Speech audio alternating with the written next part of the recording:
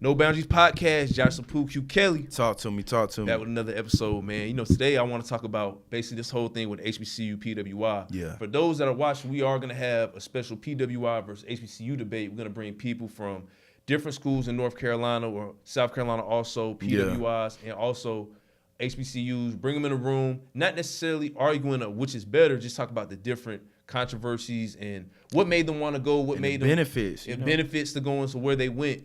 And the big thing about it is we talk about the NBA draft, NFL draft coming up. We look at all these superstars coming out of college, high school, these D1 All-Americans. None of them really go to a HBCU. None of them, nobody says, man, when I grow up, I want to play for Hampton or Howard. A&T. Yeah, FAMU. Nobody talks about that. Even on the scale of academically, I've never really heard, and this is me personally, because I don't want to get crucified for this. Yeah. But I've never really heard nobody grow up saying, man, my dream school is Central Florida Law.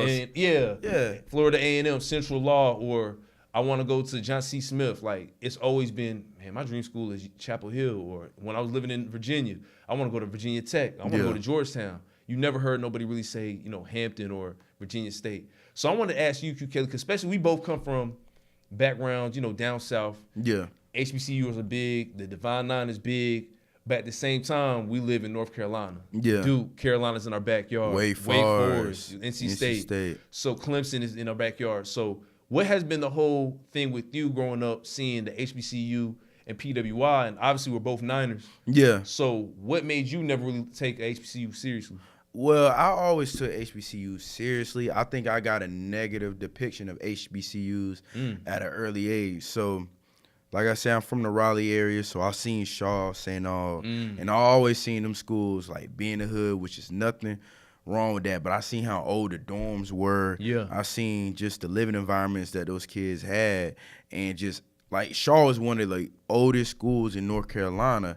And that shit looked like a prison sometimes. Like the dorms. And I'm like, bro, what the fuck? Like all this money. And mind you, if you go to an HBCU, like it costs a lot of money to go to a private HBCU. Facts. So like kids are paying $30,000, $40,000 a year to go to a HBCU, to have that experience, to get that education. And a lot of them, like I said, I remember seeing viral videos of kids eating like bullshit food from the cafeteria. I remember the living conditions were horrible. Just so many different situations that kids go to for HBCUs. So I always thought about it going up in high school. I'm like, bro, I don't want to go to no Shaw, St. Aug, bro. It look dirty, bummy, this, that, and the third. They got to go get kids from New York to go to the school here because kids right in the area don't want to go to it. And then I remember like thinking Shaw, St. Aug, and all the schools in North Carolina that were HBCUs were last options. I'm gonna be real with you. So that was me being naive, and that was me not being properly educated on the value of a HBCU. So like I said, I applied to so many different colleges, and the crazy thing is I got accepted to John C. Smith, I got accepted to Shaw, I got accepted to William Peace University. So I only got accepted like 3 or 4 schools. My brother Chris didn't even take the SAT.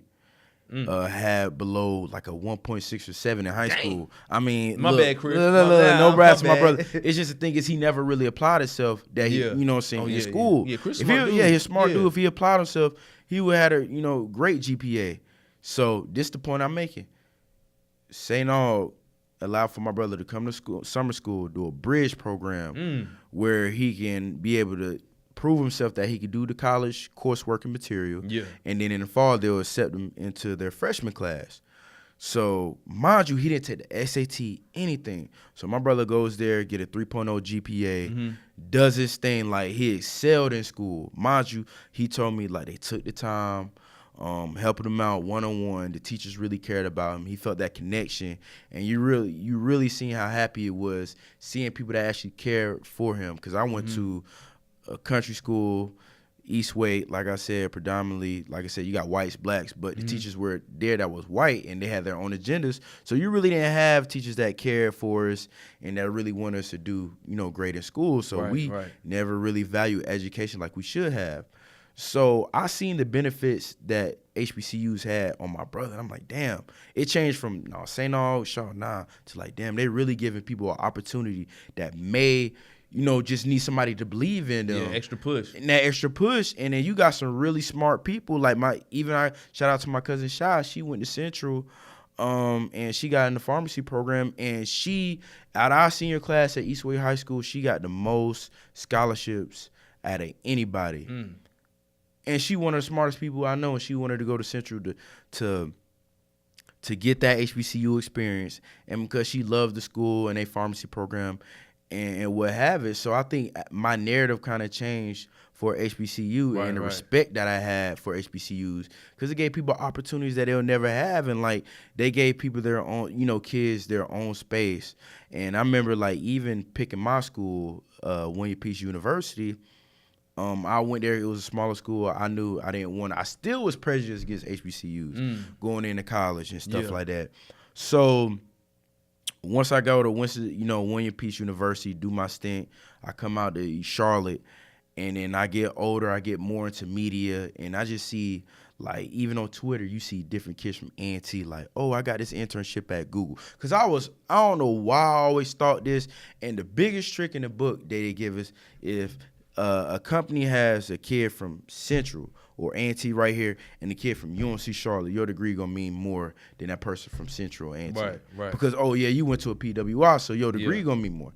Hell no, it's the same shit. Exactly. Both gotta Mind work. you, Central and A&T have way more internship programs for kids. Like, I see kids all the time, Central A&T on Instagram, different places. They go to California for Google. They interning at Apple. They're interning at ESPN. Or they doing so many different other things. They getting all these experiences. Shoot, we had to kick the door down ourselves. We had to kick, and we struggling at UNC Charlotte because we didn't get that help. Like, we didn't have people to say, oh, yeah, you're bright. We believe in you. Let's go ahead and open some doors for you. We had to knock them doors down ourselves. So I seen how, like, once I got to a PWI, like the struggles it was to create your own space, to do things for your own black community. Yeah.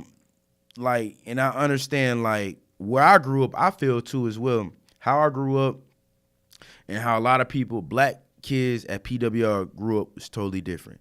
Like, my family, like I said, we had our own businesses and stuff, but we weren't the richest people. We grinded for everything we had.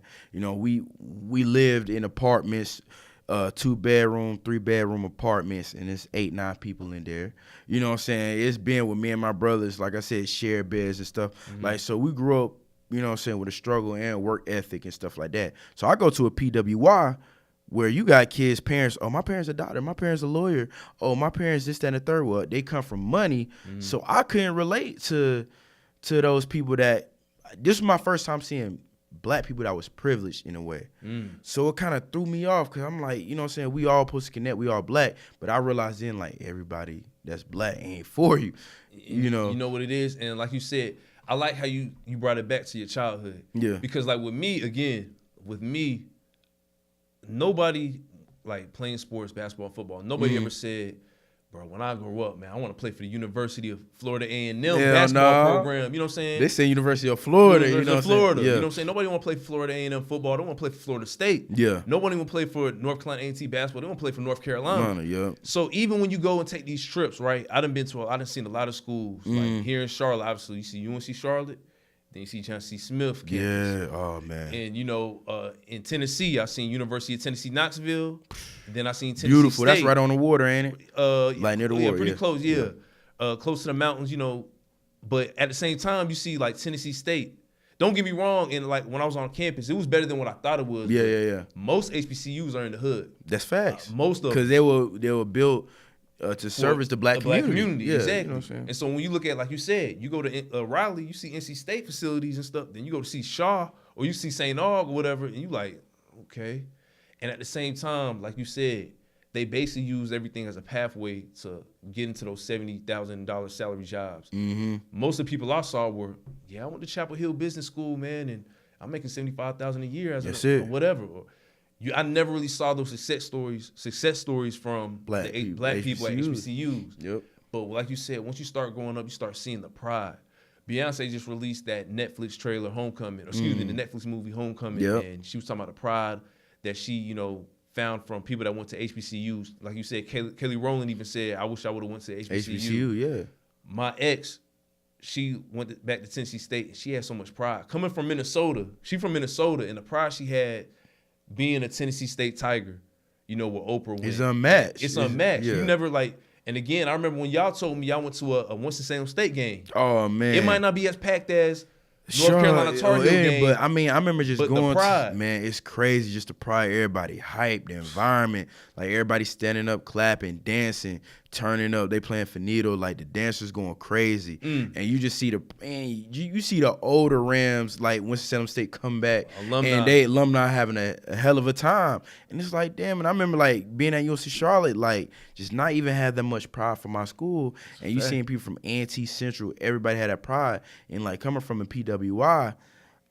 It's like I don't really got that much pride in my school. Like I love UNC Charlotte to death. I really do. I feel like that school made me who man I am today. Like I take nothing away from that school. But that pride, I was like, where was this shit at when I was trying to think about what school I was going to? Right. And maybe I was wearing earplugs. It's the narrative. Because think about it. Growing up in North Carolina, right? Yeah. When you think about A&T, what do you think about? You think about G-Ho. That's it. G-Ho. I remember being in high school, everybody on shit, I'm trying to go to A&T to go to G-Ho. That's exactly. it. Not like, oh shit, they're opening up doorways for people and black kids in media to have a pathway. Or they're opening up pathways for people that's in engineering, agriculture, all these different things that they got at A&T. And I'm over here struggling to get a fucking internship. Me and you over here going like media place to get an internship. Yeah. And we just couldn't get one. And we like, bro, like what the hell we we had to make our own way. And I'm looking at all these other people that go to HBCUs and see how much people care for them that's guiding them along the way. Mm-hmm. We didn't have that guidance. And I'm feeling like were we tricked when we was younger to devalue HBCUs and act like they weren't really what they were, and they really helping people get where they need to be? You just said it. It was the image that was portrayed to us. Like I said, growing up, when I thought about Howard, I just thought about homecoming at Howard, the most famous HBCU homecoming. Then I thought about G-Ho at A&T or Morehouse homecoming. I never really necessarily put in mind, okay, because think about it, even academically, what HBCU stood out to you like a Harvard or a Yale or Stanford? Only even ones I would say that stood out to me, like I said, being from Raleigh, people always say Central Law Program. Boom. Right, we're talking about undergraduate programs. Regardless, what really stood out to you like a Stanford, like the name of Stanford. When somebody tells you right now, man, I just gotta accept the Stanford, you're like, oh boy, you smart. Yeah, like I just got accepted to Duke. Okay, boy, I see you, boy, you smart. What you got, a 4.1?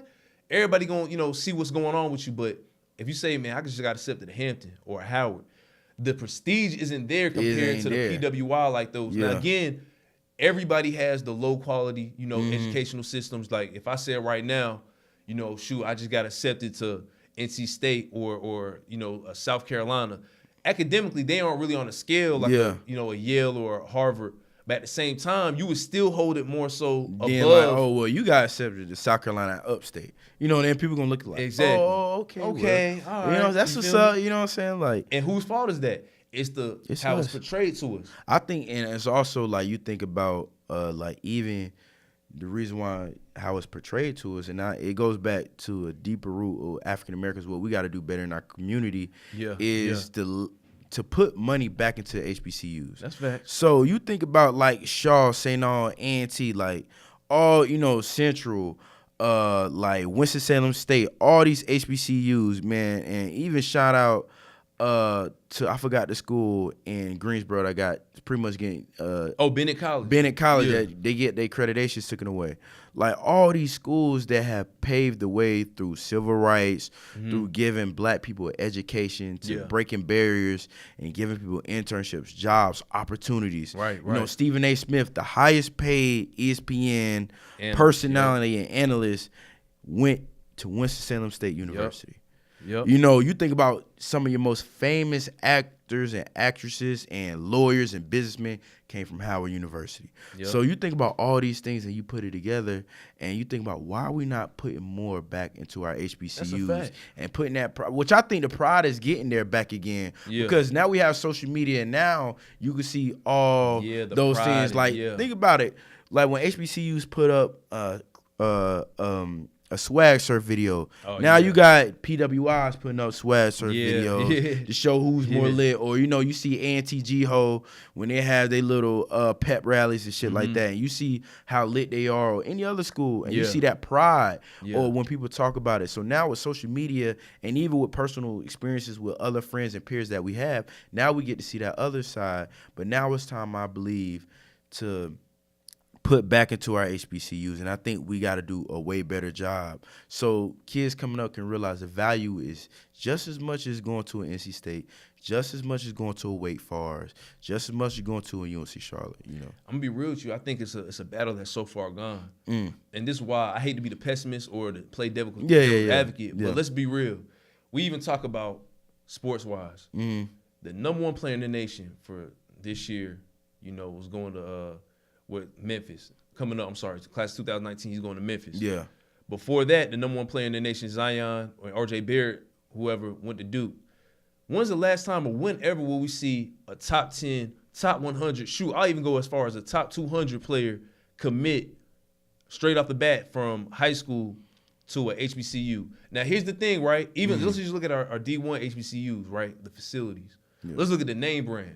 Yeah. Let's look at everything they've done, the success they had. Yeah. More often than not, if you see a D1 player go to a HBCU or he got kicked out of school. He got kicked out. He got kicked out. Old dude got kicked out of Wake Forest, and he got to go to Central. Yeah. Or he got kicked out of Virginia Tech. Now he's transferring to Florida A&M. Yeah. They're always the second option. They will always play second fiddle to these PWIs. I hate to say it, but it's true. It's true. But why? I mean, it's just facilities, the money. coaching, the name brand. Money. Who in their right mind, if you the best player in the nation, they call you the next LeBron James. Who in their right mind to say, I'm taking my talents to North Carolina A&T? I think maybe one day I really do. The reason why I say that, because I have seen in the recent years that top recruits are now going to visits at HBCUs. So Kayvon Thibodeau was one of the top defensive ends from California last year. I think he was a top 5 player in the country. He visited FAMU. You got other people, I believe, I forgot their names, that went and visit other HBCUs but it's as still well. Rare. It's rare. They're shedding light on it. And it's a huge deal. Let me ask you. Official visit. Yeah. Let me ask you. Now, he visited. Yeah. Now, where's he committed? See, that's a different thing. It's a difference because everybody can take a visit. Yeah. I believe even Nasir Little might have visited FAMU. Okay. And he's from Florida.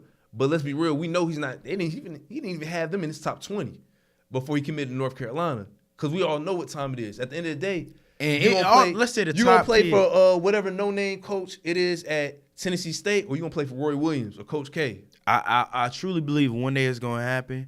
But I mean, if you think about this, how that can change the game. If let's say a top QB recruit, dual threat quarterback, or a top basketball recruit decides to go to a Howard University at A&T, how that would change the spectrum of HBCU football, and how that would create really he would be a trailblazer. But what could draw you to him? Think about it, you yourself, Q Kelly. Yeah. Florida State. Matter of fact, you could have 5 HBCU offers, right? You can be somebody that's like, all right, mid-level, let's say a 2-star quarterback. Then Jimbo Fisher, or better yet, Florida State coach come knocking at your door. We want you to be a quarterback at Florida State. It all goes out the window. That's Florida State. You playing on primetime. You playing on ESPN, ABC, Brent Musburger. Television's there. And some of the branding is there. And that's crazy because, like you said, the brand and the television is there too as well. Some of the best kept athletes come from HBCUs too as well. But I really do feel like in my heart one day it's going to be one person to do it. I really do think one day a top athlete is going to do it.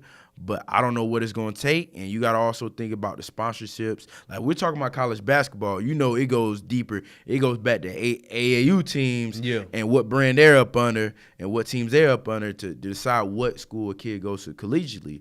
So, I mean, I just look at it. I think having more pride in sports and having more pride in HBCUs for people to realize that you're not taking the wrong route if you go to a HBCU to play a sport.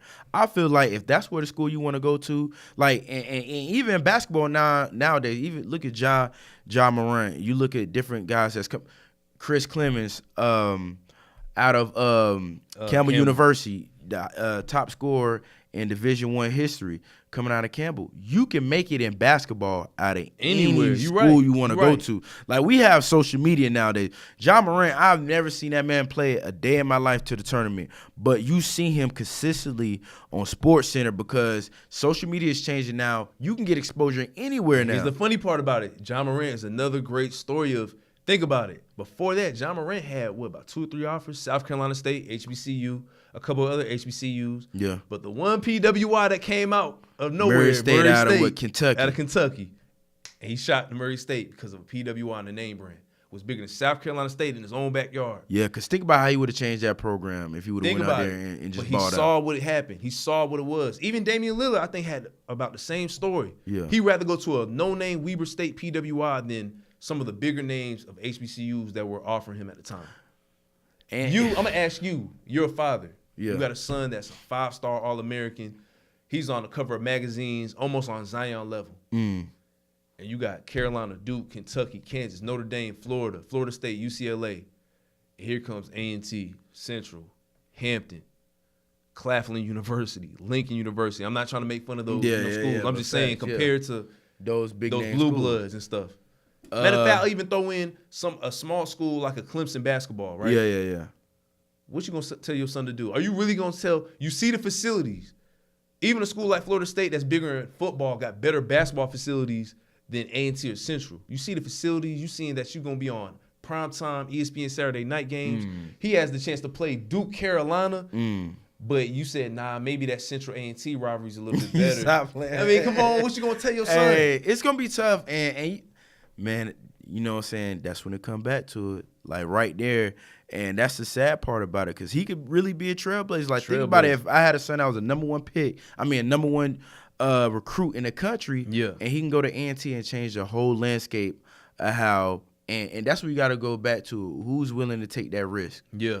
What top athlete in this country one day coming up in the future classes are willing to take that risk to be that guy, to be that trailblazer? Because I'm telling you, if it takes one, more is coming. Yeah. And that could change the whole outlook of situations. Because think about it, if you go back to the 1940s, 50s, and 60s, all the best athletes went to HBCUs. Yeah, because they weren't even allowed. They weren't even allowed. Like, you wasn't even allowed to go to, a PWI to play football. And even, like, some of the top guys that probably went to a PWI that was black probably weren't even the best player that if they went to a HBCU. Yeah. So you look at it, changing our perspective and our mindset and how we view HBCUs and taking away the stigma that a HBCU is less than. And I think the only way that's going to change is money. And the only way that's going to change is we pour back into our communities back again. Because then if you pour back, like if you got alumni that pour back into it, if you got, Oprah Winfrey's of the world, the TIs, all the top, black entertainers, Tyler Perry's, pour back into HBCUs and make it where people feel that pride, to go back to HBCUs, to be a part of something. I think you can change that dynamic of how we look at them. Because like I said, facilities, the only way you're going to get a facility to improve is money. Let me ask you this now. Before we even say anything, would you pour back? Like, you personally, right? If I went to a HBCU? No. I'm just saying regardless. Because we black regardless. Yeah. So I think I would love to, like I said, one day. So you have a $10 million in your account, you would pour back $50,000 to a HBCU. Yeah, I would. I really would. Because like I said, and I think it really firsthand helped, I think, with my brother, like I said, his situation he went through, how St. Aug, like I said, all these other schools and people count my brother out, didn't think he was smart enough. Like I said, he didn't do the best in school. And then St. Aug was one of the only schools that gave him an opportunity. Kelly, ain't you a Florida State Garnet and Gold member? Hey, look. Boy, hey. Look. I am. Like I said, I am. Oh, my God. But at the same time, no, look. Wow. Think about it. I'm a small booster member. So, like I said, that membership is only like, okay, $300 or $400. So it's a small membership. Hey, that helps somebody over there. Yeah, it would help out Howard. Wow. But I do want to go to these games in the fall too. So like I said, it's give and take. Like I said, if I had more money to give back, I would. You know what I'm saying? But at the same time, like I said, I do like Florida State. That's my favorite team. I would like to give back to HBCUs, especially back in the Raleigh community. And if I had the more finances, I would do it. Even if I don't do it, I think some way, somehow, I'm going to give back to HBCUs. This is the last thing. After, your years at UNC Charlotte, at William Peace, would you do it all over again? Would you go to HBCU? Ooh, that's hard.